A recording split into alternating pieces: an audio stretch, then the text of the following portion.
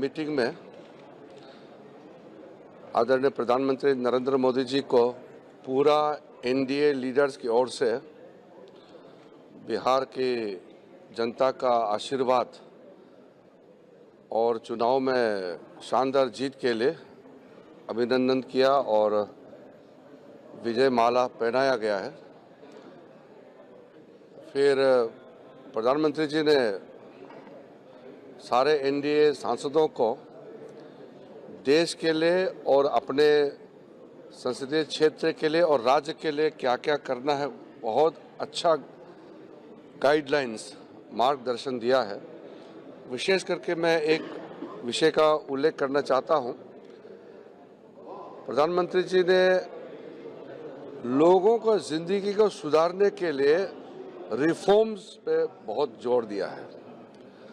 Reforms मतलब सिर्फ economic reforms नहीं, फाइनेंशियल रिफॉर्म्स नहीं, देश के आम लोगों के जिंदगी को आसान और आराम बनाने के लिए रिफॉर्म, हर क्षेत्र में रिफॉर्म। तो बहुत अच्छा गाइडलाइन हम लोगों को दिया है कि भारत में जितने भी नागरिक हैं सबको भारतवासी होने के नाते कोई सरकार से तकलीफ नहीं झेलना पड़े, इसका सुनिश्चित सबको करना है।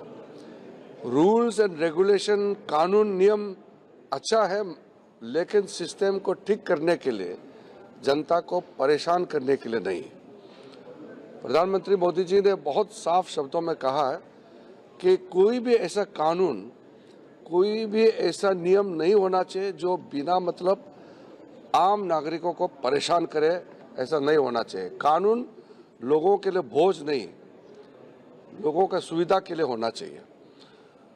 और फिर सांसदों को खेल कूद में यूथ को कनेक्ट करने के लिए, युवाओं का भविष्य को उज्जवल बनाने के लिए गतिविधि करने के लिए भी जोर दिया है।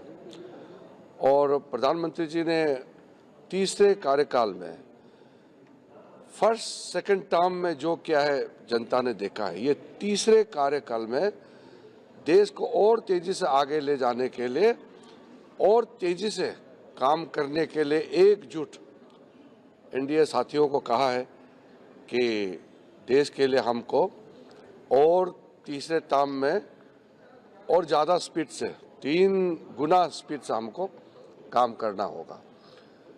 मैं अपने एनडीए साथियों की ओर से प्रधानमंत्री जी को धन्यवाद और आभार प्रकट करना चाहता हूं कि बहुत अच्छा गाइडलाइन उद्बोधन दिया है, मार्गदर्शन दिया है और एनडीए के जितने साथी हैं सब और जोश से आगे काम करने के लिए तैयार है।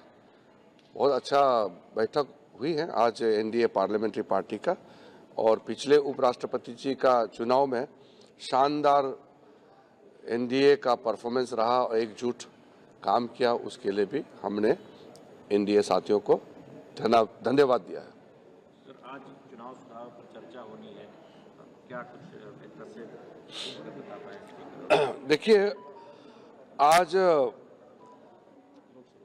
लोकसभा में इलेक्शन रिफॉर्म्स पे डिस्कशन शुरू होंगे और राज्यसभा में वंदे मातरम का 150 साल होने पर विशेष चर्चा शुरू होगी। वंदे मातरम का डिस्कशन राज्यसभा में आज गृह मंत्री अमित शाह जी शुरू करेंगे और 2 दिन का ये डिस्कशन चलने वाले हैं।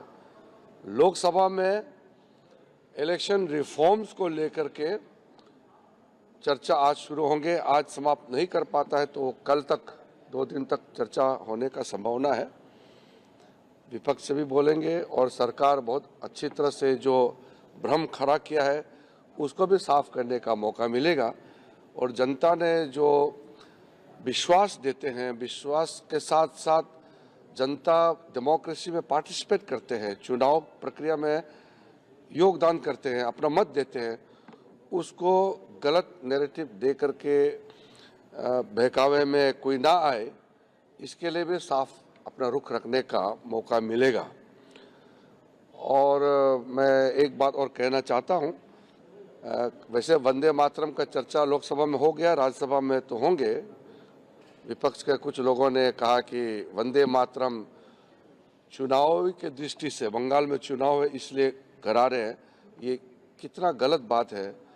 150 साल अभी हुए हैं 7 नवंबर को, तो 150 साल का डेट हम तय नहीं करते हैं।